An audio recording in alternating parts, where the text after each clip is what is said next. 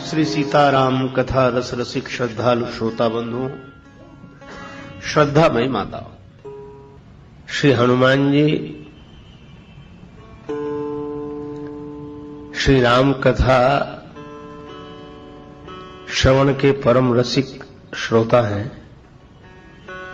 श्री राम जी की कथा सुनकर हनुमान जी प्रसन्न होते हैं और हनुमान जी की कथा सुनकर भगवान श्री सीताराम जी प्रसन्न होते हैं। तो अब तक हनुमान जी सुनना चाहते थे, इसलिए राम कथा होते थे। इस बार श्री सीताराम जी सुनना चाहते हैं, इसलिए हनुमान जी की कथा हो रही है।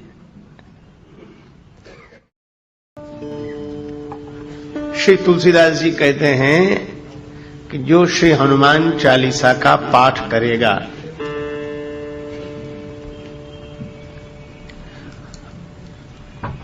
उसे सिद्धि प्राप्त होगी।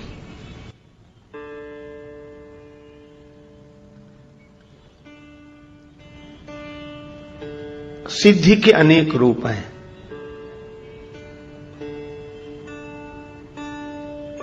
मन की शुभकामनाओं की पूर्ति हो जाना सिद्धि है। मन कामना सिद्धि नर पावा। भक्ति की याचना करते करते भक्त हो जाना सिद्धि है। परमात्मा की प्राप्ति हो जाए तो भक्ति की सिद्धि है, और आत्मानुभूति हो जाए तो ज्ञान की सिद्धि है। जगत में राग न रहे तो वैराग्य की सिद्धि है। शुभ कामनाओं की पूर्ति हो जाए तो यह लौकिक दृष्टि से सिद्धि है।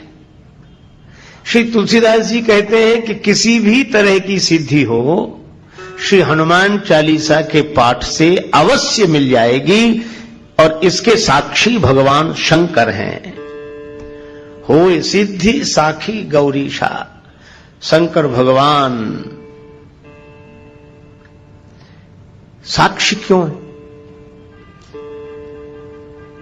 जो भाग्य में नहीं होगा क्या वह भी श्री हनुमान चालीसा के पाठ से मिल जाएगा? मिल जाएगा। क्यों? क्योंकि जिनकी कीर्ति का गायन हुआ है इस ग्रंथ में, उन हनुमान जी की महिमा ऐसी है, अघटित घटन सुघट विघटन ऐसी बिरदावली नहीं आने की। घटने वाली घटना को जो टाल दें, न घटे, और नहीं घटने वाली घटना को जो घटा दें, ऐसी शक्ति श्री हनुमान जी की है। इसीलिए जिन्हें साधना की असफलता से सिद्धि न मिली हो, भाग्य में नहीं होने से सिद्धि न मिली हो, वे श्री हनुमान चालीसा का पाठ करें। उन्हें भगवान की कृपा से, हनुमान जी के बल से सिद्धि की प्राप्ति होगी। शंकर भगवान साक्षी हैं, क्योंकि भाग्य में नहीं होगा तो शंकर जी ने गवाही भरी है, वे पूर्ति करेंगे, क्योंकि भाव्यु मैटि सकहि त्रिपुरारी। इसलिए यह अत्यंत सरल शब्दों में छोटा सा ग्रंथ दिखाई भले ही देता हो, पर इसकी महिमा महान है। जो यह पढ़े हनुमान चालीसा, होए सिद्धि साखी गौरीशा। तो जिस ग्रंथ की ऐसी महिमा है, उसी ग्रंथ रत्न का हम लोग इस बार भगवान श्री सीताराम जी की कृपा से चिंतन कर रहे हैं। और यह भी संयोग है, श्री हनुमान चालीसा की कथा का शुभारंभ गुरुवार से, और श्री हनुमान चालीसा का आरंभ भी गुरु वंदना से। श्री गुरु चरण सरोज रज, निज मन मुकुर सुधारि, वरणो रघुवर विमल यश, योदायक फल चारि। और एक बात पर आपने शायद ध्यान न दिया हो, हनुमान चालीसा का आरंभ भी गुरु वंदना से है, और हनुमान चालीसा का विश्राम भी गुरु वंदना से है। आरंभ हुआ श्री गुरु चरण सरोज रज और विश्राम हुआ कहां? जय जय जय हनुमान गोसाई, कृपा करहु गुरुदेव की नाई, कृपा करहु गुरुदेव की नाई। जय जय जय हनुमान गोसाई, कृपा करहु गुरुदेव की नाई। जय जय जय हनुमान गोसाई, कृपा करहु देव की नाई, कृपा करहु गुरुदेव की नाई।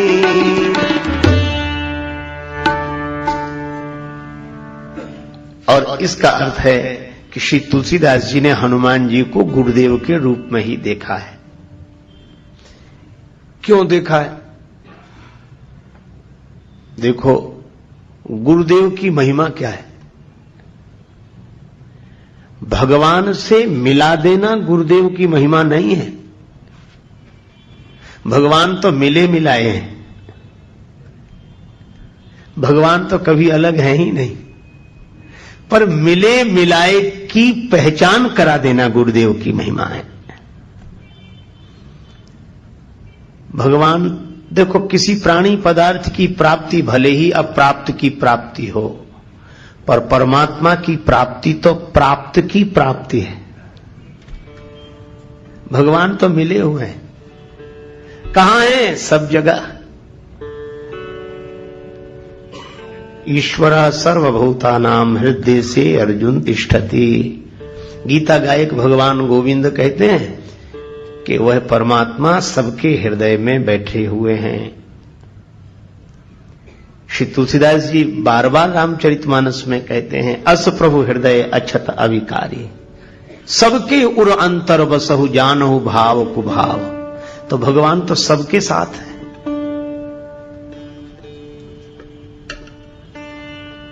तो जब भगवान मिल ही गए हैं या मिले ही हुए हैं, तो गुरुदेव की आवश्यकता क्यों?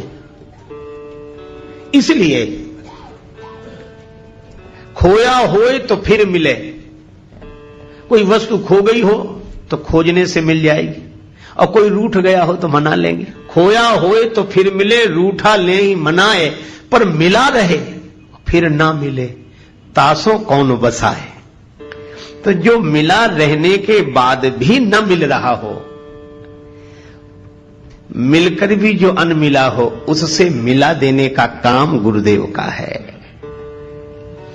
अच्छा, तुलसीदास जी महाराज से किसी ने पूछा कि हनुमान जी आपके गुरुदेव क्यों हैं? क्या इन्होंने राम जी से आपको मिलाया? तुलसीदास जी बोले कि राम जी तो मिल गए थे, फिर हनुमान जी ने क्या किया? कहा कि मिले हुए राम जी को हम पहचान नहीं पा रहे थे। मंदाकिनी तट राम घाट पर, मंदाकिनी गंगा के किनारे चित्रकूट में राम घाट पर श्री राम जी प्रकट हुए। मंदाकिनी तट राम घाट पर प्रगटे दशरथ नंदन, बोले मधुर वाणी में धनुधर, बाबा दे दो चंदन। श्री राम जी प्रकट हो गए। तुलसीदास जी की आंखों से आंसू बरस रहे थे भगवान की याद में, भगवान के विरह में। उन बरसते हुए प्रेमाश्रुओं से चंदन उतारा जा रहा था। भगवान प्रकट हो गए, बाबा चंदन दे दो। तुलसीदास जी तो वैसे ही परेशान थे। भगवान की ओर देखकर बोले, बच्चा हमें क्यों परेशान करते हो? घाट पर बहुत लोग हैं, किसी से ले लो। बहुत पंडे बैठे हैं, हम तो वैसे ही परेशान हैं। रोने लगे। भगवान ने मन में सोचा कि अभी कम रो रहे हैं, हम चले जाएंगे तो ज्यादा रोएंगे, पहचान नहीं पा रहे हैं। तो भगवान ने कहा, अच्छा बाबा चंदन दो चाहे मत दो, पर यह बताओ तुम रो क्यों रहे हो? कौन खो गया है तुम्हारा? तुलसीदास जी रोते हुए बोले, हमारे भगवान हमें नहीं मिल रहे, हमारे भगवान हमें नहीं मिल रहे। राम जी बोले तब तो आपके भगवान बड़े कठोर हैं, आप इतना रोते हो तो भी भगवान आपको नहीं मिलते हैं। तुलसीदास जी रोने लगे और राम जी के मुख पर हाथ रखते हुए बोले, नहीं बच्चा ऐसा मत कहो, हमारे राम जी तो कृपालु है। श्री रामचंद्र कृपालु भज मन हरन भव भय दारुणम।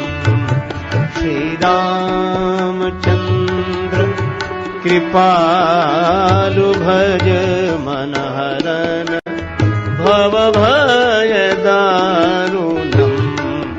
श्री राम श्री राम श्री राम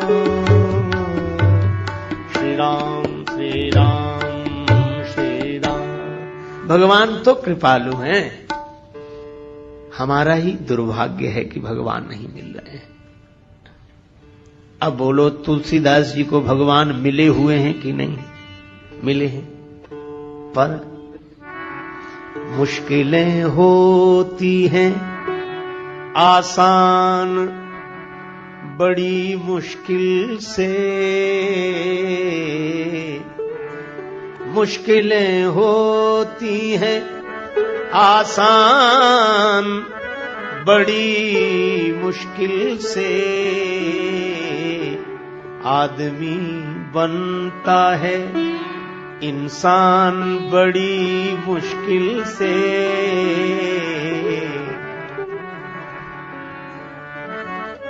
ढूंढने वाले को मिल जाते प्रभु हैं, लेकिन आंख कर सकती है पहचान बड़ी मुश्किल से। भगवान तो मिले हुए हैं पर फिर भी जान पहचान नहीं है। तो मिले हुए को बताया किसने? अचानक आवाज सुनाई पड़ी, श्री रघुवीर खड़े हैं सन्मुख, तुलसी तू क्यों रोता। सफल करो द्रग हनुमान जी बोले बनकर तोता। चित्रकूट के घाट पर भई संतन की भीड़, तुलसीदास चंदन घिसे तिलक देत रघुवीर। श्री हनुमान जी तोता बनकर आए। हनुमान जी भी शुकदेव हैं। श्री कृष्ण कथा के शुकदेव व्यास नंदन है और राम कथा के शुकदेव तो अंजनी नंदन है। हनुमान जी भी तोते के रूप में प्रकट हो गए और तुलसीदास जी से कहा कि राम जी तो सामने ही हैं, जिनके लिए आंसू बहा रहे हो, जिन्हें तुम खोज रहे हो, वो तो तुम्हारे सामने ही हैं। यही गुरुओं का उपदेश रहा है। तभी तो सदगुरुदेव नानक जी कहते हैं, काहे रे बन ढूंढन जाई, सर्व अलेपा सदा एक रस, तो ही संग समाई। काहे रे बन खोजन जाए। हनुमान जी ने भी वही किया। और आज जब श्री हनुमान चालीसा लिखने बैठे श्री तुलसीदास जी, तो याद आ गई कि भगवान तो मिले हुए थे, पर अगर हनुमान जी ने न बताया होता तो राम जी को देखकर भी मैं राम जी को नहीं देख पाता। और इसीलिए जब हनुमान जी ने बताया तो राम जी के चरणों में तुलसीदास जी गिर गए। लेकिन मन कबीरदास जी की तरह कह रहा था कि गुरु गोविंद दोऊ खड़े काके लागू पाए, बलिहारी गुरुदेव की जिन गोविंद दिया मिलाए। तो जब जब श्री हनुमान जी का स्मरण तुलसीदास जी करते हैं तो उन्हें यह घटना याद आई। तभी वे आरंभ करते हुए लिखने लगे, श्री गुरु चरण सरोज रज। तो हनुमान जी हैं गुरुदेव, उनके चरण हैं कमल, और चरण कमल की जो धूल है, रज है, वह गुरुदेव के चरण कमलों का पराग है। अच्छा, रज की आवश्यकता पड़ी क्यों? देखो, दूसरे को देखना हो तो आंख ठीक होनी चाहिए, पर अपने आप को देखना हो तो केवल आंख से काम नहीं चलता।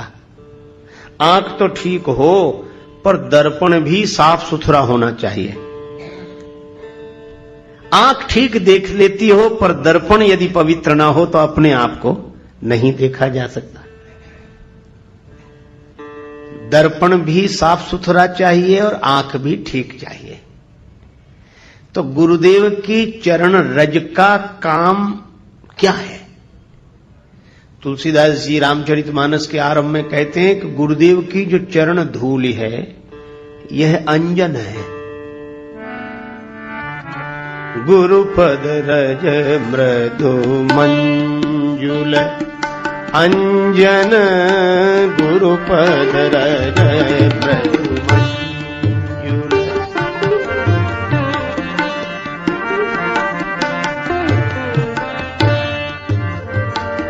नयन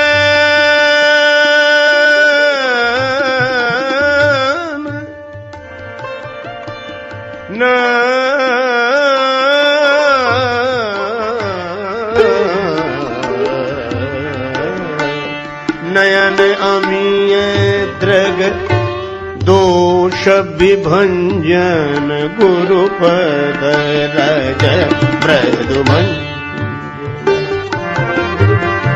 गुरुपद रज मृदु, गुरुपद रज मृदु। गुरुदेव के चरण कमलों की धूल अंजन है। अंजन जो आंख में आंज आ जाए उसको अंजन, नेत्रों के दोष को दूर करने वाला हो वो अंजन। तो हनुमान जी महाराज हैं अंजनी नंदन, तो अंजनी नंदन है गुरुदेव, उनके चरण की धूली बन गई अंजन। आंखों के लिए कौन सी आंखें? मरमी सजन सुमति कुदारी, ज्ञान विराग नयन उर्गारी।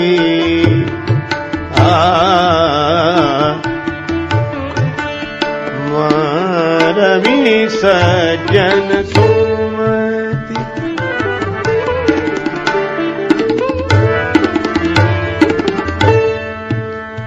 ज्ञान विराग नयन उर्गारी।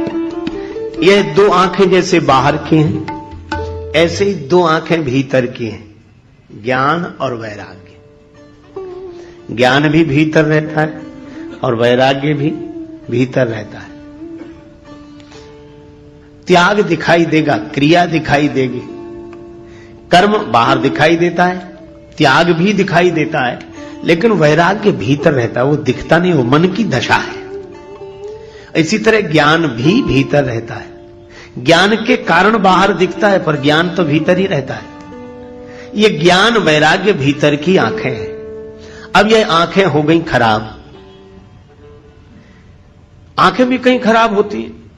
हां भाई, हो जाती हैं। कैसे? इन आंखों में जब मोतियाबिंद आता है तो आंख खराब हो जाती है। तो इन ज्ञान और वैराग्य की आंखों में भी मोतियाबिंद आ गया है। ज्ञान की आंख में द्वेष का मोतियाबिंद आ गया और वैराग्य की आंख में राग का मोतियाबिंद आ गया।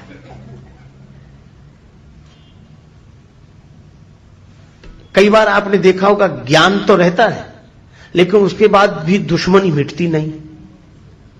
और ज्ञान किसका है? बोले अद्वैत का। और दुश्मन कौन है? बोले दूसरा आदमी हमारा दुश्मन है। ज्ञान कहता है कि दूसरा है नहीं। तो ज्ञान की आंख तो है, पर द्वेष का मोतियाबिंद आ गया। हमें ज्ञान तो अद्वैत का है, पर द्वंद्व द्वैत में बना हुआ है। यही ज्ञान की आंख में द्वेष का मोतियाबिंद आ गया। और अगर ज्ञान की आंख ठीक है तो उमा जे राम चरण रत विगत काम मद क्रोध निज प्रभुमय देखई जगत तो कैसन करई विरोध। फिर विरोध क्यों होगा? कोई प्रेम से भर जाए, भगवान को सर्वत्र देखेगा तो प्रेम से भर जाएगा। करूं में दुश्मनी किससे, कोई दुश्मन हो घर मेरा, मोहब्बत ने नहीं रखी जगह दिल में अदावत की। तो ज्ञान की आंख अगर ठीक ठीक देखे तो झगड़े ही मिट जाएं। पर एक बात है, कई बार यह प्रश्न उठता है कि कैसे ज्ञानी है? ज्ञानी है तो ये द्वंद्व क्यों? तो इसका मतलब यह अज्ञानी है? नहीं नहीं, मैं आपसे कहूं कि जिनके जीवन में द्वंद्व भी दिखाई दे, द्वेष भी दिखाई दे, तो ऐसा नहीं मानना चाहिए कि यह ज्ञानी नहीं है। अरे मोतियाबिंद आ जाए तो यह नहीं मानना चाहिए कि आंख नहीं है। आंख तो है, खराब हो गई है। इसी तरह ज्ञान होने पर भी जिनके जीवन में परस्पर द्वंद्व झगड़े दिखाई दें तो यह समझना चाहिए कि ज्ञान की आंख तो ठीक है, द्वेष का मोतियाबिंद आ गया। आंख तो है, ज्ञान तो है। अच्छा बोलो, हम आप सबको ज्ञान है कि नहीं? ज्ञान तो है, पर आंख थोड़ी खराब हो गई। आंख तो है, तो आंख नहीं लानी पड़ेगी, इसका इलाज कराना पड़ेगा। मैं भी आपसे निवेदन करता हूं कि आपको ज्ञान की जरूरत नहीं है, बस ये ज्ञान की आंख जो खराब हो गई है इसका इलाज कराने की जरूरत है बस। तो ज्ञान की आंख में द्वेष का मोतियाबिंद और वैराग्य की आंख में राग का मोतियाबिंद। अब ये ज्ञान और वैराग्य की आंख में आए हुए राग द्वेष के मोतियाबिंद को कैसे दूर करें? तुलसीदास जी बोले अंजन लगा। और अंजन गुरुपद रज मृदु मंजुल अंजन, गुरुपद रज मृदु मंजुल नयन अमीय द्रग दोष विभंजन, गुरुपद रज मृदु मंजुल, गुरुपद रज मृदु मंजुल, गुरुपद रज मृदु मृदु मंजुल, पद मृदु मंजुल। गुरुदेव की चरण धूलि अंजन है, और यह ज्ञान की आंख की बीमारी द्वेष को दूर कर देगी और ज्ञान की आंख को स्वस्थ कर देगी। अच्छा, वैराग्य तो है, पर आप कभी कभी देखते होंगे जो वैराग्यवान है उनमें भी राग दिखाई देता है, तो लोग तुरंत आलोचना करने लगते, काहे के वैरागी जब राग है? नहीं भाई, वैराग्य तो है, पर वैराग्य की आंख में ये बीमारी आ गई राग की। तो राग कैसे दूर हो? बस गुरुदेव की शरणागति लो, चरण धूल। जो गुरुदेव के चरणों के आश्रित रहते हैं उनकी ज्ञान वैराग्य की आंखें ठीक हो जाती हैं। गुरुदेव की चरण धूलि का अंजन ज्ञान वैराग्य की आंखों का दोष दूर करने वाला है। अच्छा, एक अद्भुत बात, धूल अगर आंख में गिर जाए तो खुली हुई आंख भी बंद हो जाती है। धूल अगर आंख में गिर जाए तो खुली हुई आंख भी बंद हो जाती है। लेकिन अद्भुत बात है, वही धूल जब गुरु जी के चरण से जुड़ जाए तो जो धूल खुली हुई आंख को बंद करने वाली थी, वही जब गुरुदेव के चरण से जुड़ जाती है तो बंद हुई आंख को खोलने वाली बन जाती है। यह गुरुदेव के चरणों की महिमा है। अच्छा, और गंभीरता से सोचें, रज धूल को भी कहते हैं और रजोगुण को भी कहते हैं। रजोगुण का संबंध काम से है। कामेश क्रोधेश रजोगुण समुद्भवः, श्रीमद् भगवद गीता में कहा गया। रजोगुण से काम उत्पन्न होता है, लेकिन वही रज गुरुदेव के चरण से जुड़ जाए एक आपने उदाहरण सुना होगा, राम जी की चरण रज ही तो अहिल्या चाहती थी, उद्धार हो गया। क्यों? अहिल्या जी का भाव यह था कि रज के कारण ही पतन हुआ है, काम के कारण ही पतन हुआ है। का वही रज जब भोग से जुड़ती है तो पतन का हेतु बन जाती है, और वही रज अर्थात कामना भगवान से जुड़ती है तो उद्धार का हेतु बन जाती है। तो रज वही है, पर गुरुदेव के चरण से जुड़ जाए। अगर हमारी कामना भी हो तो बस यह कामना हो। संतन ढींग बैठी बैठे, संतन ढींग बैठी बैठे, लोक लाज होई। संतन ढींग बैठी बैठी, संतन ढींग बैठी बैठी बैठी बैठी बैठी बैठी, संतन ढींग बैठी बैठी। जब मन सत्संग में लगने लगे, प्रथम भगति संतन कर संगा, गुरुदेव में लगने लगे, तो आंख भी ठीक काहे से होगी? गुरुदेव की चरण धूलि से। अच्छा ठीक है, गुरुदेव की चरण धूलि से आंख तो ठीक हो गई, ज्ञान भी ठीक हो गया, वैराग्य भी ठीक हो गया। अब एक बात सोचना आप, ज्ञान की आंख ठीक हो गई, वैराग्य की आंख ठीक, तो आंख देखती दूसरे को है। तो हम ज्ञान वैराग्य की दृष्टि से सारी दुनिया को देखने लगे, लेकिन जिन आंखिन सब देखिए आंख न देखी जाए, उन्हीं आंखों को देखना हो। जिन आंखों से हम सब देखते हैं उन्हीं आंखों को देखना हो, अपने चेहरे को देखना हो, तो केवल आंखों से काम नहीं चलेगा, फिर तो दर्पण की आवश्यकता पड़ेगी। तो तुलसीदास जी से किसी ने पूछा कि ज्ञान और वैराग्य अगर आंखें हैं तो दर्पण क्या है? तुलसीदास जी बोले, अपना मन ही दर्पण है, अपना मन दर्पण है। तो दर्पण तो है अपने पास, पर दर्पण में चेहरा दिख नहीं रहा है। हमें ज्ञान तो हो गया है, क्योंकि हम सत्संग में बैठकर आए, ज्ञान हो गया है। वैराग्य भी है, क्योंकि ज्यादा नहीं सही पर कुछ देर को तो संसार भूलकर बैठे ही हैं, पर फिर भी अपना चेहरा नहीं दिख रहा है। क्यों नहीं दिख रहा? दर्पण मैला है, और दर्पण क्या है? मन। दिल का शीशा साफ कर,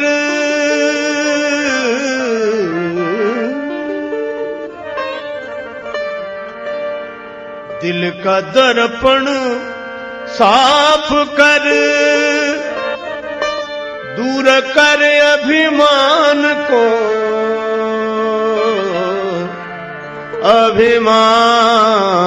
अभिमान को। प्रेम भक्ति के बिना, प्रेम भक्ति के बिना नहीं नाथ के मन भाएगा, सोई परम पद पावेगा, सोई परम पद पावेगा। जो भजे हरि को सदा, जो भजे हरि को सदा, सोई परम पद पावेगा, सोई परम पद पावेगा।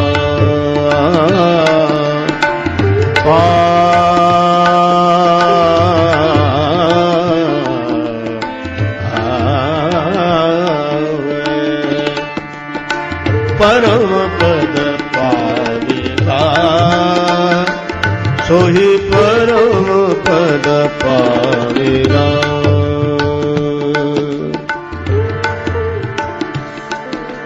कैसे होगा ये दिल का दर्पण पवित्र? मन का शीशा कैसे साफ होगा? छोड़ दुनिया के मजे सब, बैठ कर एकांत में, एकांत में ध्यान धर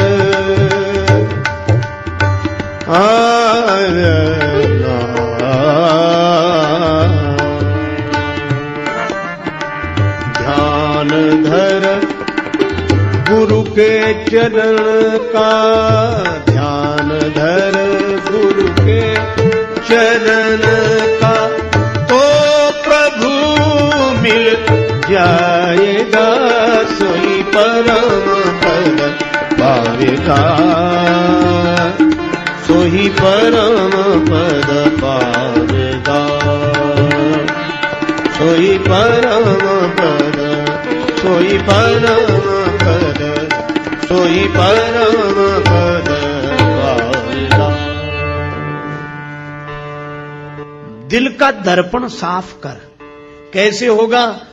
कहा कि गुरुदेव की चरण रज दो काम करती है। गुरुदेव की चरण धूल दो काम करती है। ज्ञान वैराग्य की आंख ठीक करने के लिए, राग द्वेष का मोतियाबिंद दूर करने के लिए अंजन का काम करती है। क्योंकि नियरे होए सूझत नहीं, लानत ऐसी जिंद, तुलसी या संसार को भयो मोतिया बिंद। तो ज्ञान वैराग्य की आंखों का, राग द्वेष का मोतिया बिंद दूर करने के लिए गुरुदेव के चरण कमलों की धूल अंजन है। और मन का दर्पण अगर साफ करना हो तो बस वही धूल उस दर्पण पर डाल दो। आपने देखा, राख से, मिट्टी से साफ किया जाता है। तो जैसे आप राख से कोई चीज साफ करते हैं, मिट्टी से साफ करते हैं, तो पहले तो उसे लगा लेते हैं और उस पर पानी डालते हैं, तो राख या धूल अलग होती है पर उसको साफ कर देती है। इसी तरह गुरुदेव की चरण धूली अपने मन के दर्पण में लगाकर फिर प्रेम के आंसुओं का जल गिराओ, मन का दर्पण निर्मल हो जाएगा। और इसीलिए तुलसीदास जी यहां कहते हैं, श्री गुरु चरण सरोज रज रज सुधार कर, किसके लिए? निज मन मुकुर सुधार। अपना मन रूपी दर्पण ठीक कर लें और अपना मन जैसा होगा वैसा ही चेहरा दिखाई देगा। तो मन पवित्र हो जाए। निर्मल मन जन सो मोहि पावा। निर्मल मन जिसका होता है उसे भगवान मिलते हैं। तो मन की निर्मलता से मिलते हैं भगवान, और गुरुदेव की कृपा से होता है मन निर्मल। तो यहां से श्री तुलसीदास जी हनुमान चालीसा आरंभ करते हैं। यह मन पवित्र क्यों कर रहे हो? वर्णो रघुवर विमल यश, विमल जस जोदायक फलचार। गुरुदेव की चरण रज का अंजन बनाकर, ज्ञान वैराग्य की आंखें पवित्र करके, गुरुदेव की चरण धूलि से मन रूपी दर्पण को पवित्र करके, मैं श्री राम जी के चरित्र का वर्णन कर रहा हूं। वर्णौ रघुवर विमल जस। अच्छा एक बात बताओ, हनुमान चालीसा में तो हनुमान जी की महिमा ही गाई गई, पर वर्णौ रघुवर विमल जस कह रहे हैं, मैं राम जी का पवित्र यश वर्णन कर रहा हूं। राम जी का यश वर्णन कर रहे हैं और महिमा हनुमान जी की गा रहे हैं। क्यों? तुलसीदास जी बोले, मैं हनुमान जी का स्वभाव जानता हूं, वैसे आएंगे ही नहीं बुलाने पर। एक ही है कारण उन्हें बुलाने का। ये कहो वर्णौ रघुवर विमल जस। हम राम जी के गुण गा रहे हैं, राम जी का पवित्र यश गाना चाहते हैं, तो हनुमान जी तुरंत आ जाएंगे। क्यों आ जाएंगे? क्योंकि रामचरित सुनीवे को रसिया, रामचरित सुनीवे को रसिया, राम लखन सीता मन बसिया, राम लखन सीता मन बसिया, राम लखन सीता मन बसिया। वर्णौ रघुवर, और राम जी का नाम दिया यहां रघुवर। रघु के कुल में जो सबसे अधिक श्रेष्ठ हुए हैं रघुवर, रघुवंश में जो श्रेष्ठ, ऐसे श्री राम जी का यश वर्णन करो। अच्छा, यश कैसा है? विमल यश। राम जी का यश निर्मल है। तुलसीदास जी ने एक जगह लिखा रामचरितमानस में कि भगवान के जो गुण हैं यह पवित्र धागा है। जुगुत वेद पुन पोई हैं रामचरित वर ताग। वर माने श्रेष्ठ, ताग माने तागा, धागा। और कवियों की कविता हो, ये कवि तो मुक्ता मणि चारु, कवियों की कविता मोती है। किसी ने तुलसीदास जी से कहा कि यह उपमा तो बड़ी विचित्र है, मोती कीमती होता कि धागा? तुलसीदास जी बोले कीमती तो मोती होता है। तो बोले कवियों की कविता कीमती है कि राम जी का चरित्र? तुलसीदास जी बोले राम जी का चरित्र। राम तुम्हारा चरित्र स्वयं ही काव्य है, कोई कवि बन जाए सहज संभाव्य है। मैत्री शरण गुप्त जी की यह पावन पंक्तियां सचमुच राम जी के चरित्र की ही विशेषता है। ठीक है, तो कवियों की कविता को मोती क्यों बनाया आप? राम जी के चरित्र के प्रेरक प्रसंगों को मोती बनाते और कवियों की जो श्रृंखला आई है कविता की उसको धागा बनाते। तुलसीदास जी बोले हमने जानबूझकर नहीं बनाया। क्यों? बोले मोती भले ही कीमती हो, लेकिन मोती की माला बनानी पड़ेगी तो मोती में छिद्र करना पड़ेगा। अब मैं राम जी के चरित्र को मोती की उपमा कैसे दे दूं?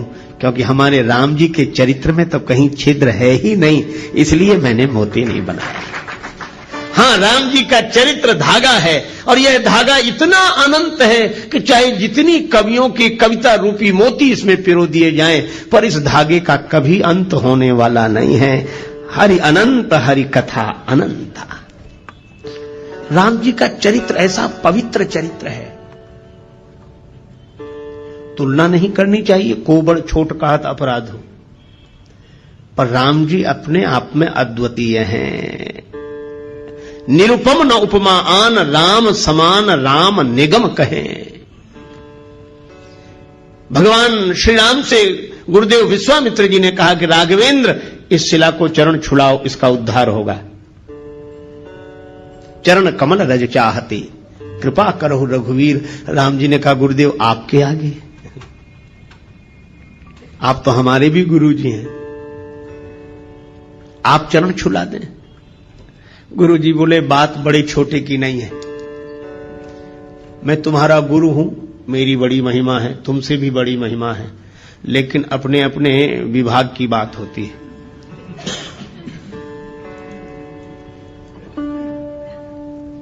कहीं कहीं चेले की महिमा गुरु से भी अधिक होती है। राम जी बोले सो कैसे? आपने तो मुझे भी ज्ञान दिया है। बोले बात ज्ञान की नहीं है राम, सुनो। क्या? कहा कि अहिल्या का जो पतन हुआ है यह ब्रह्मवश इंद्र को गौतम के रूप में स्वीकार करने से चरित्र से पतन हुआ। चरित्र चला गया और चरित्र से जो गिर गया हो उसका उद्धार कौन करे? तब गुरु जी ने कहा कि चरित्र से जो गिर गया उसका उद्धार उसकी चरण धूलि कर सकती है जो चरित्र से कभी न गिरा हो।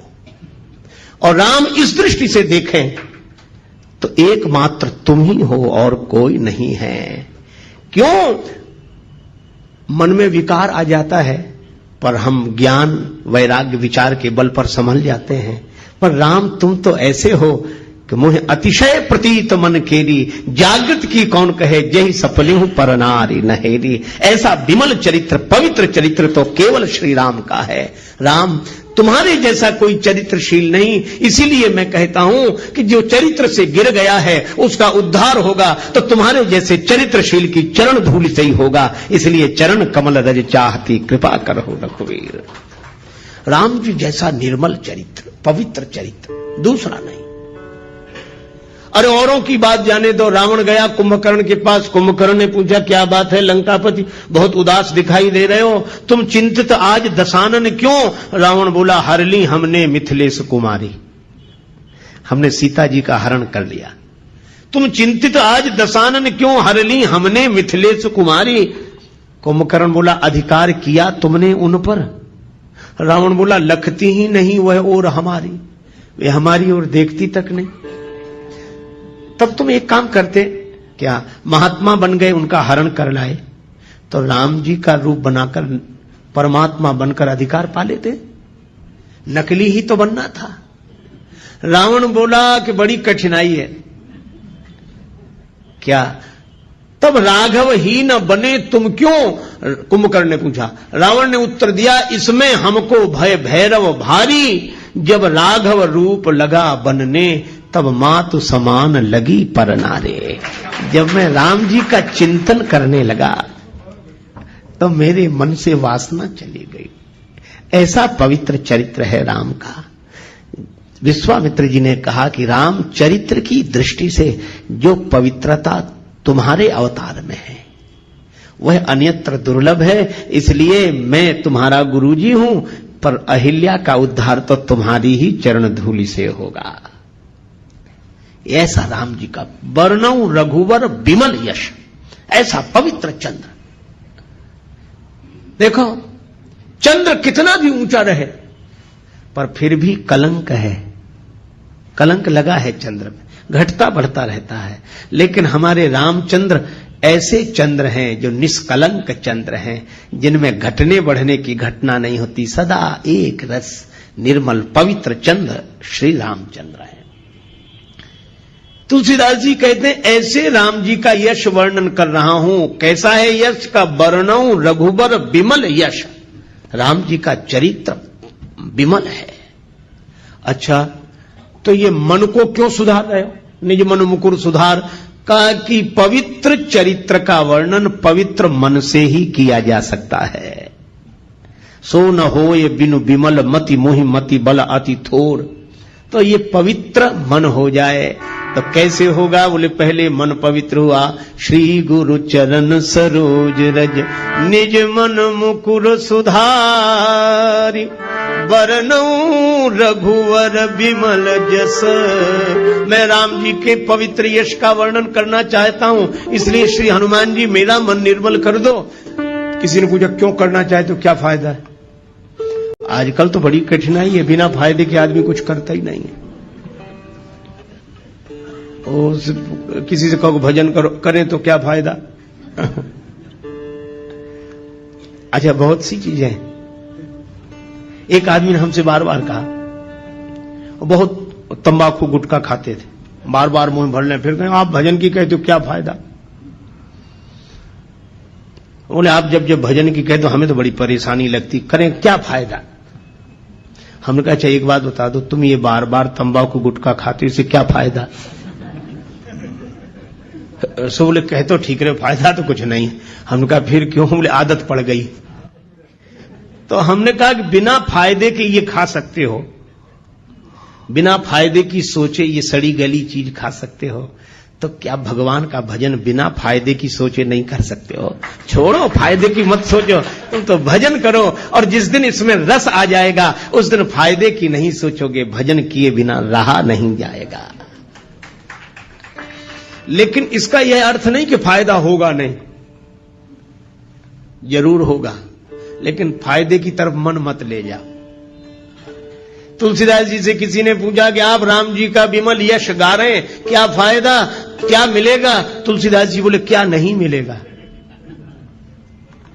जो दायक फल चार, ये चार फल प्रदान करेगा, धर्म अर्थ काम और मोक्ष। राम जी का चरित्र गाने वाला। देखो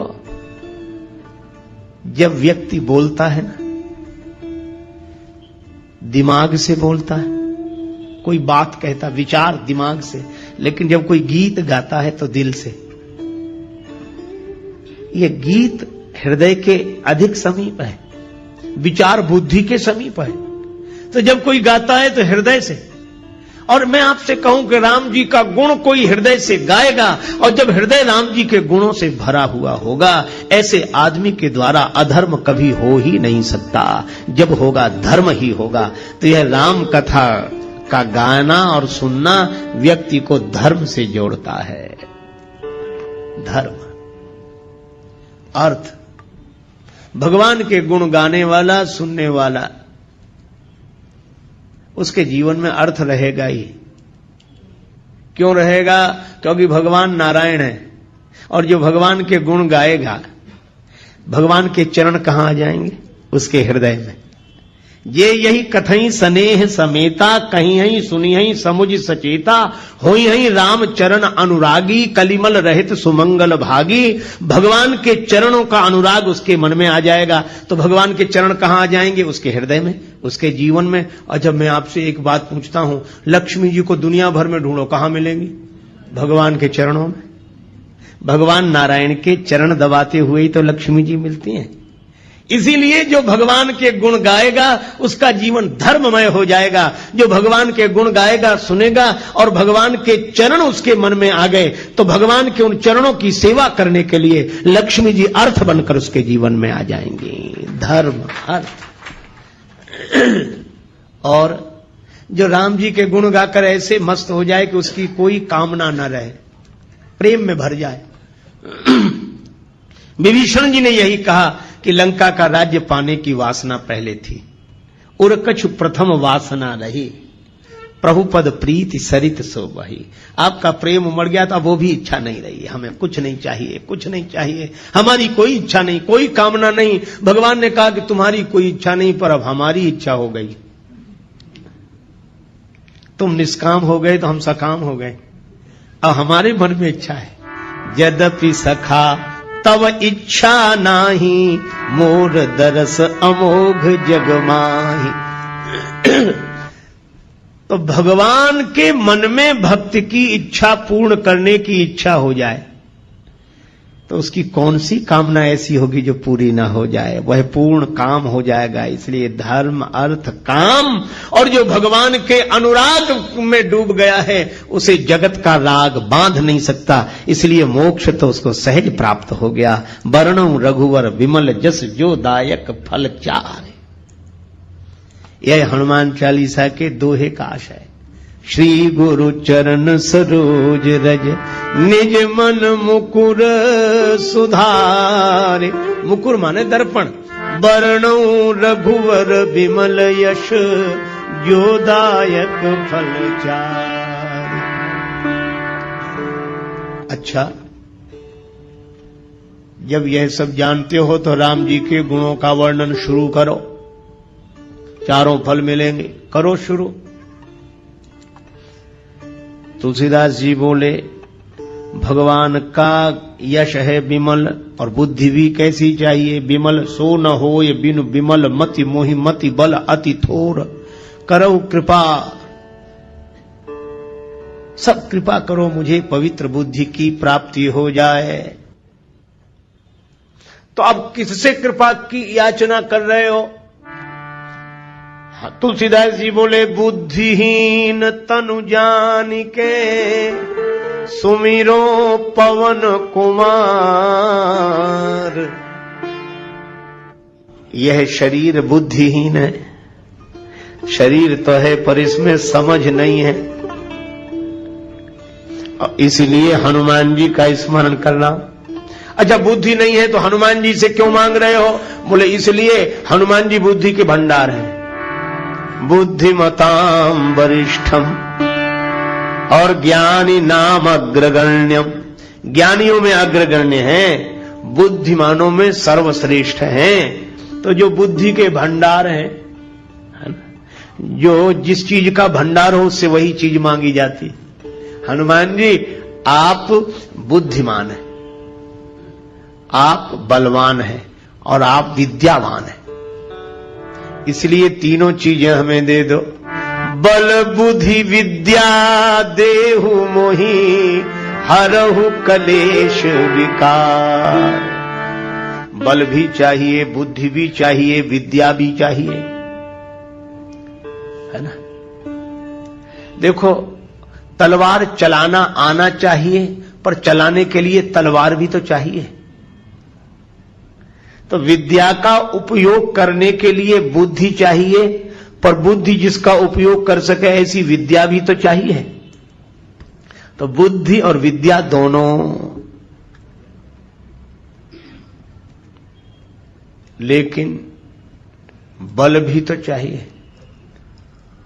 बुद्धि का प्रयोग सही समय पर कर सकें वैसी ताकत भी चाहिए, बल।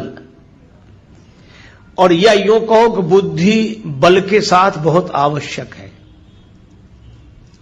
बिना बुद्धि के बल लगाना ठीक नहीं है। बल का प्रयोग बिना अकल के करना ठीक नहीं। एक महात्मा कहते थे कि बल के साथ बुद्धि का प्रयोग अवश्य करो। क्यों? यदि बिना बुद्धि के बल का प्रयोग कर दिया तो दो ही जगह जाएंगे, या सेंट्रल जेल में या अस्पताल में। अकल नहीं लगाई और ताकत लगा दी,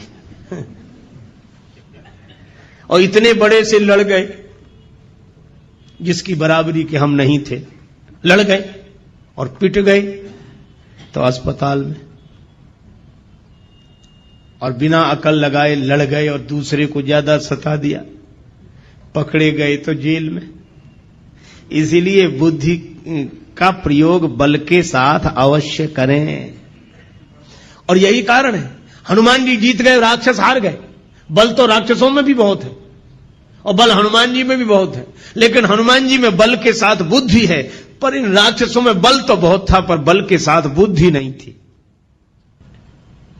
बुद्धि होती तो बल होने के बाद भी क्या यह दुर्दशा होती जो हुई। इसीलिए बल के साथ बुद्धि, और बुद्धि बल दोनों हो पर विद्या हो। विद्या की परिभाषा क्या? सा विद्या या विमुक्तये, विद्या क्या? जो व्यक्ति के मन को अज्ञान के बंधन से मुक्त कर दे, उसका नाम है विद्या। विद्या मिल गई, इसकी पहचान विद्या ददाति विनयम। विनम्रता आ जाए तो समझ लो विद्या जीवन में आ गई है। और बरसहि जलद भूमि नियराए, जथा नवहि बुध विद्या पाए। तो हनुमान जी में विद्या है, इसीलिए वे विनम्र हैं। सदा नीचे बैठे मिलते हैं राम जी के चरणों में, हमेशा विद्या है। बल बुद्धि विद्या देहु मोहि। तो हनुमान जी से तुलसीदास जी प्रार्थना कर रहे हैं, आप बल के भंडार हैं, आप बुद्धि के भंडार हैं, आप विद्या के भंडार हैं, तो इन तीनों को दे दो। बल बुद्धि विद्या देहु मोहि, हरहु कलेश विकार।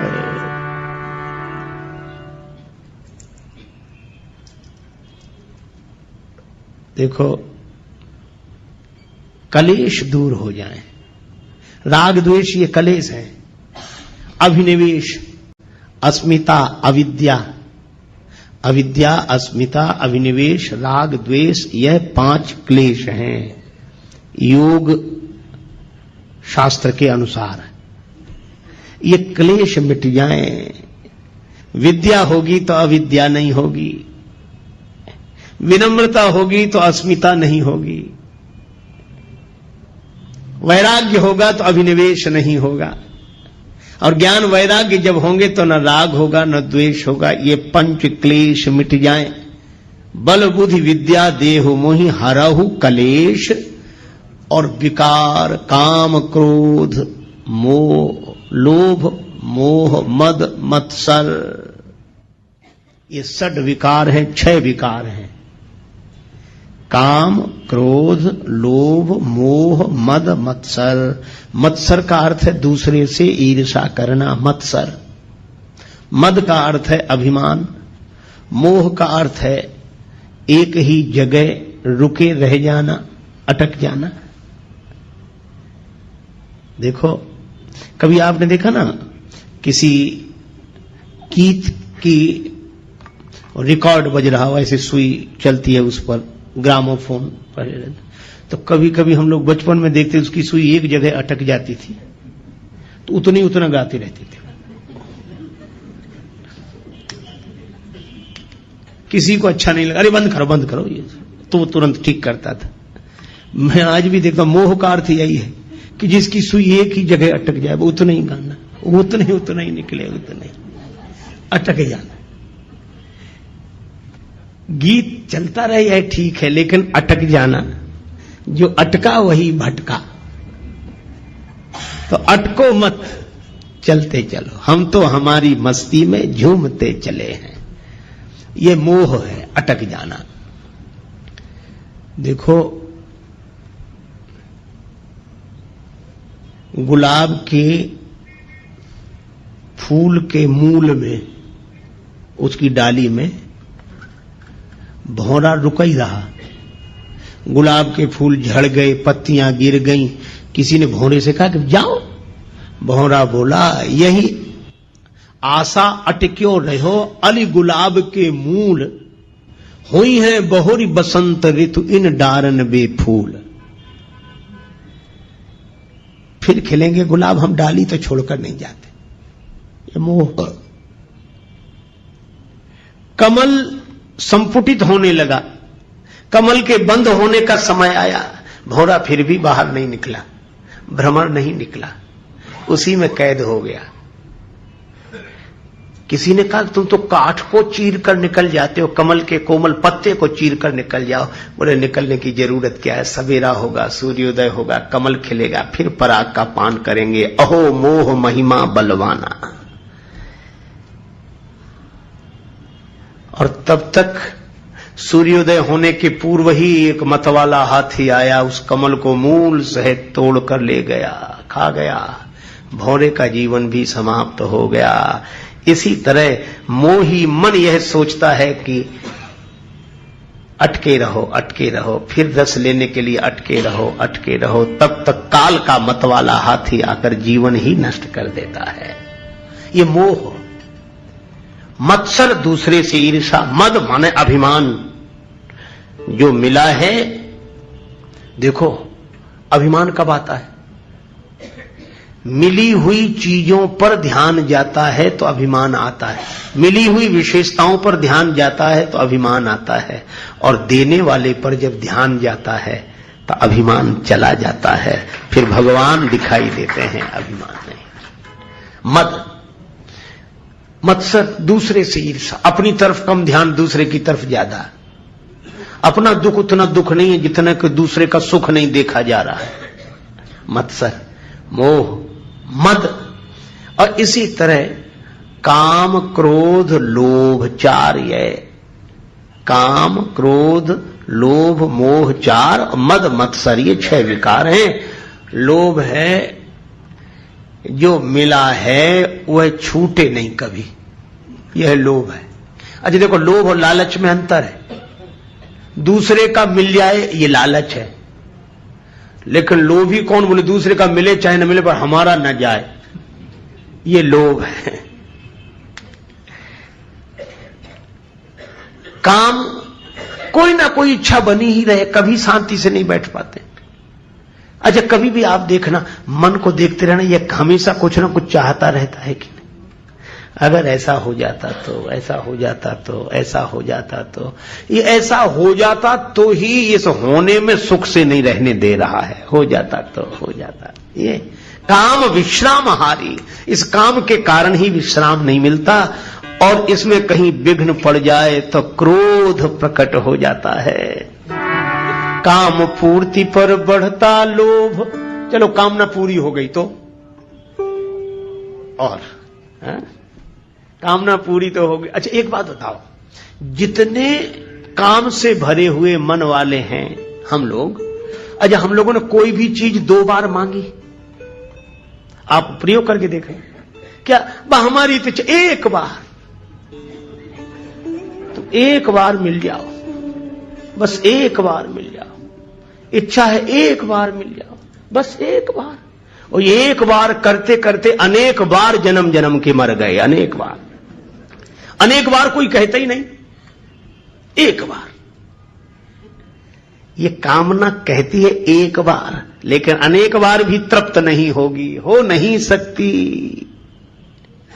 और इसमें विघ्न पड़ जाए तो क्रोध उत्पन्न होता है, और कामना पूरी न हो तो क्रोध उत्पन्न हो जाता है, कामना पूरी हो जाए तो लोभ उत्पन्न हो जाता है। काम पूर्ति पर बढ़ता लोभ, नहीं मिले तो होता क्षोभ। क्रोध अग्नि में जीवन को मत व्यर्थ जलाना रे, मुसाफिर चलते जाना रे, मुसाफिर चलते जाना रे।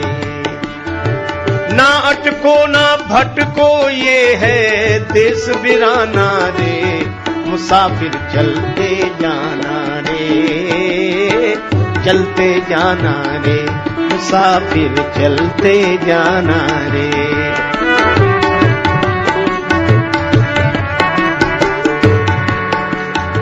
लेकिन अब एक कठिनाई है, हम आपको जो समझा रहे हैं पहली बार नहीं समझा रहे हैं, और आप भी पहली बार नहीं समझ रहे हैं। सब आप भी वही समझे हुए हैं और हम भी वही समझे हुए हैं, पर जब मौका आता है तो ये समझ काम देती है।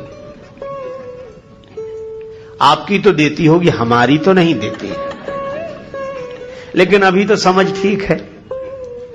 पर भगवान की माया इतनी विकट है, ये माया तेरी बहुत कठिन है राम, ये माया तेरी बहुत कठिन है राम।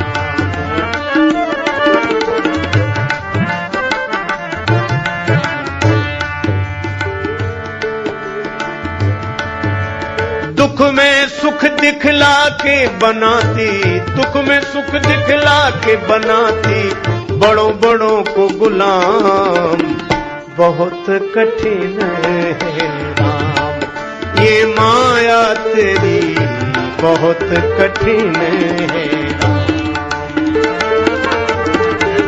बहुत कठिन है राम।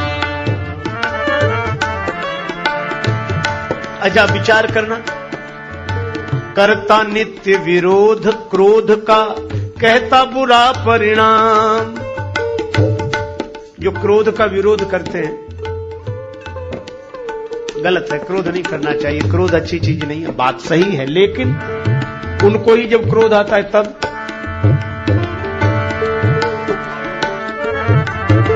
होता क्रोधित स्वयं तो होती वाणी बिना लगाम। ये माया तेरी बहुत कठिन है राम, ये माया तेरी बहुत कठिन है राम।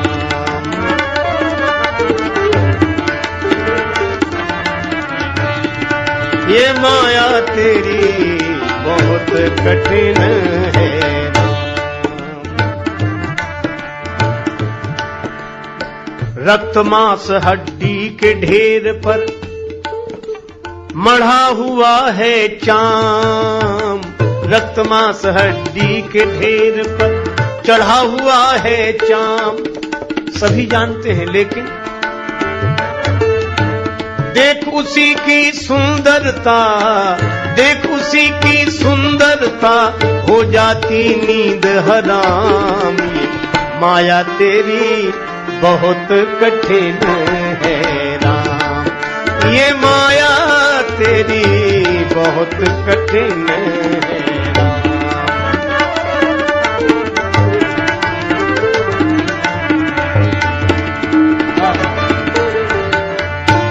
कठिन है राम।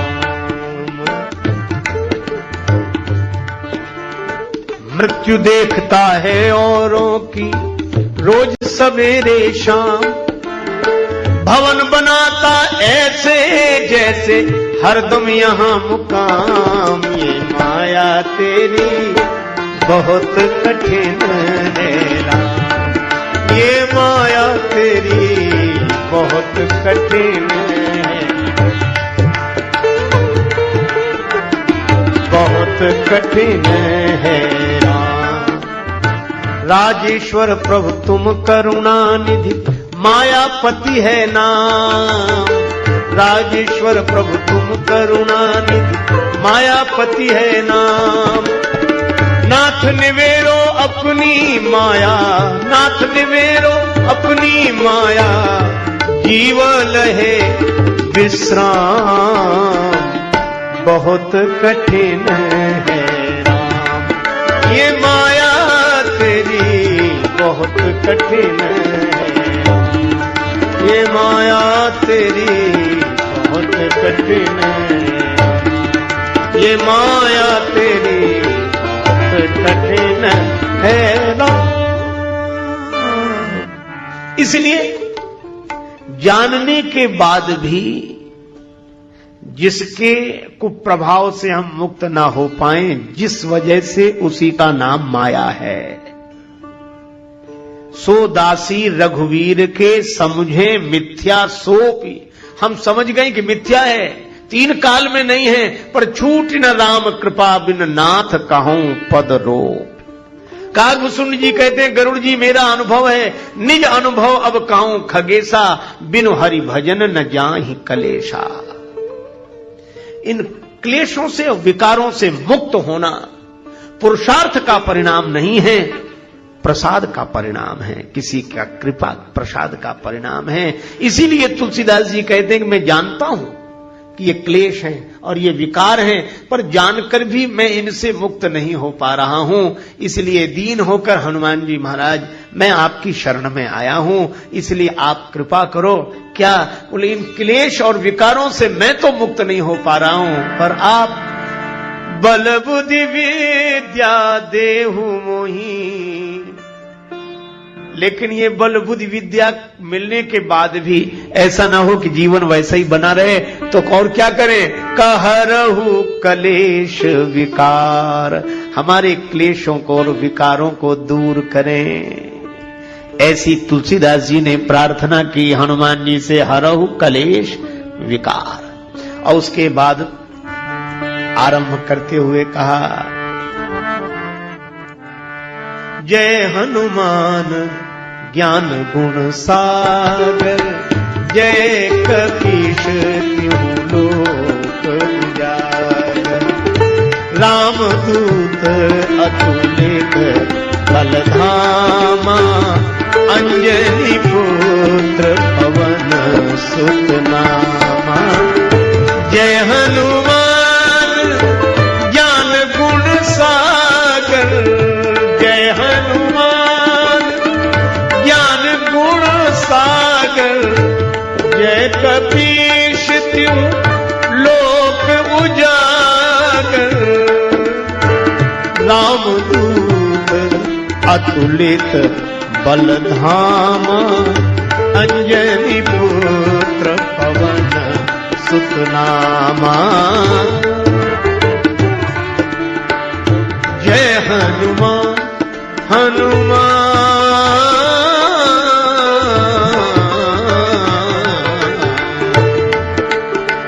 जय हनुमान ज्ञान। श्री हनुमान चालीसा का आरंभ करते हुए गोस्वामी जी कहते हैं, जय हनुमान ज्ञान गुण सागर, जय कपीश त्यों लोक उजागर। हे हनुमान जी महाराज आपकी जय हो, आप ज्ञान और गुण के समुद्र हैं। हनुमान जी जैसा ज्ञानी कोई नहीं। हनुमान जी ज्ञानियों में अग्रगण्य है। किससे पाया है ज्ञान? बिनु गुरु होई की ज्ञान। तो हनुमान जी के गुरुदेव कौन है? सूर्य भगवान, जो सारे संसार को प्रकाश देते हैं। उनसे प्रकाश प्राप्त किया है हनुमान जी ने। हनुमान जी थोड़े बड़े हुए, विद्या अर्जन के लिए गुरुदेव की शरण में जाना था, तो सूर्य भगवान के पास गए।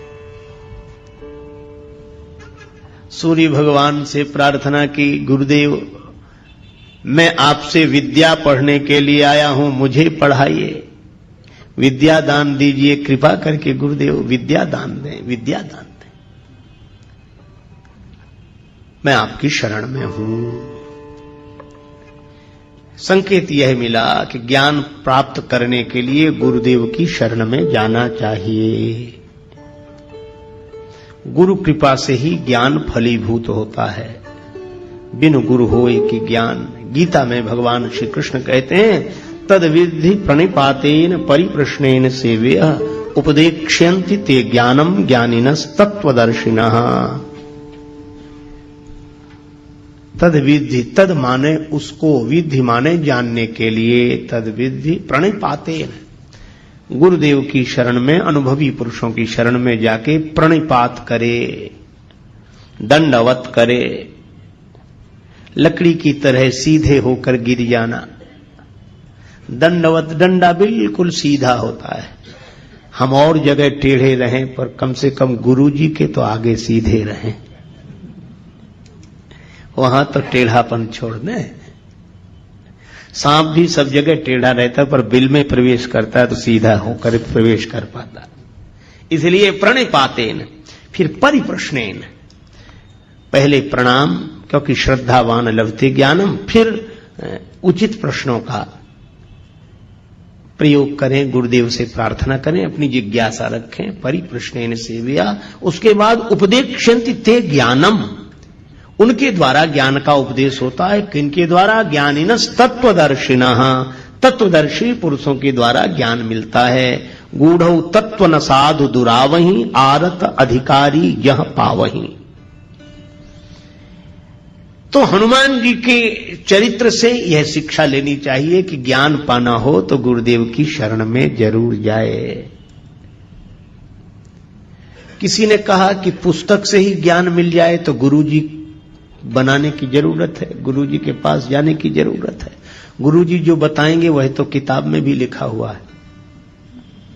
देखो, मैं आपसे निवेदन करूं, आप बिल्कुल ठीक कह रहे हैं, पुस्तक में वही लिखा है जो गुरुजी बताएंगे, या यूं कहो कि गुरुओं ने पहले से जो बताया है वही पुस्तक में लिखा है।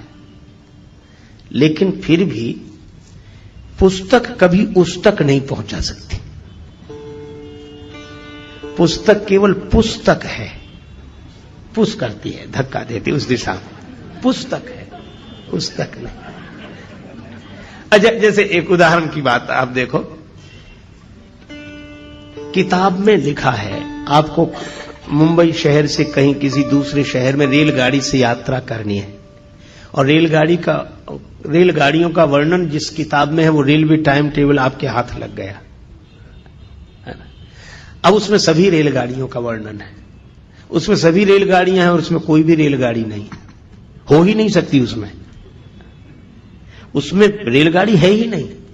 लेकिन जिसमें रेलगाड़ी है नहीं, पता रेलगाड़ी का उसी से लगता है जिसमें नहीं है। और कोई सोचे कि किताब मिल गई है, अब रेल पकड़ने की क्या जरूरत, सब रेलें हैं इसमें। तो किताब लिए बैठा रहेगा, बताता तो रहेगा पर वो पहुंच कहीं नहीं पाएगा। पर उस किताब को लेकर जो यात्रा कर चुका हो उससे पूछो तो वह सही जगह का पता बताएगा। उस स्टेशन से यह गाड़ी मिलेगी, ऐसे टिकट लेना पड़ेगा, ऐसे बैठना पड़ेगा। तो यह किताब में नहीं लिखा है, यह वह बताएगा। पर बैठोगे आप उसी ट्रेन में जो आपने किताब में पढ़ी थी। तो जैसे ग्रंथ के साथ गुरु की आवश्यकता है, अनुभवी पुरुष की आवश्यकता है। जैसे कोई भोजन बनाने की कला विधि किताब में पढ़ ले और वो सोचे कि बस इतनी देर पानी को गर्म करे तब दाल डाले उसमें, मान लो उसमें 15 मिनट लिखा हो और आग ही न जल रही हो और घड़ी देखकर कोई दाल डाल दे, पानी गर्म क्या कुनकुना भी नहीं हुआ था। अब कहे भाई किताब में लिखा था। अच्छा, या इतनी आग तेज हो कि वो 15-10 मिनट में ही खौलने लगे पानी, हम 15 मिनट का इंतजार करें क्योंकि किताब में लिखा है। इसीलिए अनुभवी की आवश्यकता है। बिनु गुरु होय कि ज्ञान, ज्ञान की होय विराग बिन। ग्रंथों का मर्म समझने के लिए भी गुरुजनों की शरण में जाना चाहिए। यह परंपरा है और यह परंपरा अनुभवी पुरुषों की है। ये कोई नासमझ लोगों की बनाई हुई व्यवस्था नहीं है। अच्छा वैसे भी देखो, मैं ब्रह्म हूं यह पढ़कर जान लेने के बाद भी जब तक गुरुदेव के द्वारा नहीं सुनते कि तत्त्वमसि त्वम ब्रह्म हो, तब तक वह ब्रह्मानुभूति होती नहीं है। इसलिए हमारे गुरुदेव भगवान कहते थे, जब तक आत्म लखे नहीं कोई सुखी न होई, और बिन सदगुरु के लखा न जावे भेष पंथ हो कोई। बिन गुरु होई कि ज्ञान हो नहीं सकता। इसीलिए हनुमान जी के चरित्र से यह शिक्षा लेनी चाहिए कि हनुमान जी तो इतने बड़े ज्ञानी। अच्छा, जहां गुरु जी के पास गए वहां तो वो बचपन में ही पहुंच गए थे, बाल समय रवि भक्षलियो। लेकिन हनुमान जी जानते हैं कि वह एक छलांग थी, और जीवन में जो घटता है वो किसी छलांग से नहीं है, उसकी व्यवस्था है। उसके आधार पर परंपरा का पालन करना चाहिए, परंपरा नहीं तोड़नी चाहिए। हनुमान जी सोचते वो बचपना था, पर व्यवस्था तो यह है।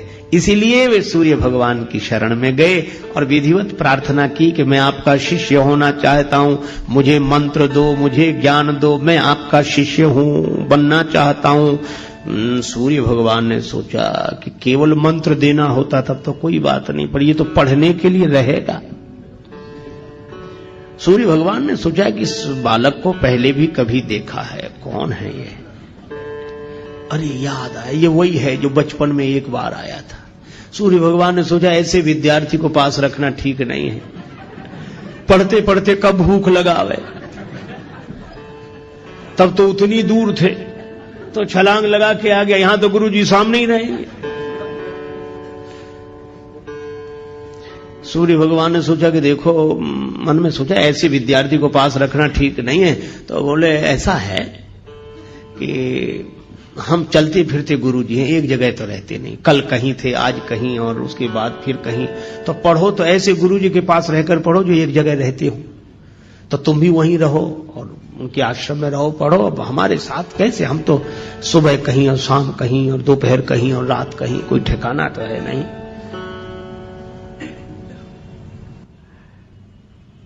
हनुमान जी बोले पढ़ेंगे तो आप सही। अनन्य निष्ठा जो थी, पढ़े। कैसे पढ़ोगे, हम तो चलते फिरते हैं। हनुमान जी बोले तो हम चलते फिरते विद्यार्थी बन जाएंगे, आप जहां जहां चलोगे हम भी साथ साथ चलेंगे, आपकी सेवा करेंगे, पढ़ते चलेंगे। आप भी तो कहीं ना कहीं दोपहर को रहते होगे, रात को हम भी रहेंगे आपके साथ ही, बस साथ ही रख लो बस। सूर्य भगवान ने सोचा यह विद्यार्थी विचित्र, गले ही पड़ गए। तो सूर्य भगवान ने कहा कि हमारे साथ रहोगे तो भी पढ़ नहीं सकोगे। क्यों? हमारे पीछे पीछे चलोगे तो हमारी पीठ तुम्हारी तरफ होगी, और हमारे आगे आगे चलोगे तो तुम्हारी पीठ हमारी तरफ होगी, तो पढ़ाई कैसे होगी? गुरु शिष्य तो आमने सामने बैठे तब ना पढ़ाई हो। हनुमान जी बोले हाँ यह बात जरूर है। सूर्य भगवान बोले इसीलिए कह रहा हूं कि घर जाओ, पढ़ नहीं पाओगे, ऐसे कैसे पढ़ोगे? हनुमान जी थोड़ी देर रुके। बुद्धिमताम वरिष्ठम, हनुमान जी तो बुद्धिमानों में श्रेष्ठ है। तुरंत बोले इसका भी हल निकल आया गुरु जी। सूर्य भगवान बोले इसका क्या हल है? हनुमान जी बोले हम आपके आगे उल्टे उल्टे चलेंगे, किसी की पीठ किसी की तरफ, आपके आगे उल्टे चलेंगे। सूर्य भगवान बोले वाह, अभी तो पढ़ाई शुरू नहीं हुई, गुरु जी के आगे ही उल्टे चलोगे, फिर पढ़ने से फायदा ही क्या है? काहे को पढ़ रहे कि गुरु जी के आगे ही उल्टे चलेंगे? अच्छा निश्चय है यह तो, कि हम तो आगे आपके आगे ही उल्टे चलेंगे, फिर पढ़ने का लाभ क्या, प्रयोजन क्या?